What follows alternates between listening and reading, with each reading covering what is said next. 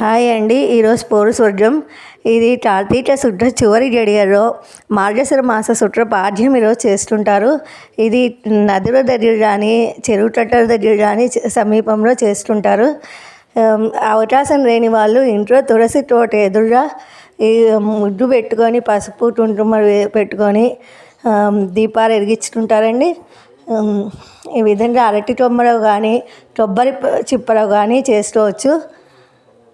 33 ఒత్తులతోటి ఈ విధంగా గిన్నెలో నీళ్లు పోసుకొని పసుపు కుంకుమ అక్షంతలు వేసి అరటి పిడకలో కానీ కొబ్బరి చిప్పలో కానీ వెలిగించి పంపిస్తారు.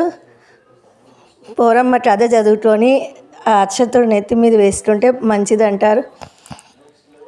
ఈరోజు నాకు ఒక విశేషం జరిగిందండి. అదేంటంటే కొబ్బరి చిప్పలో పువ్వు వచ్చింది. చూడండి ఎంత బాగా కనిపిస్తుందో పువ్వు.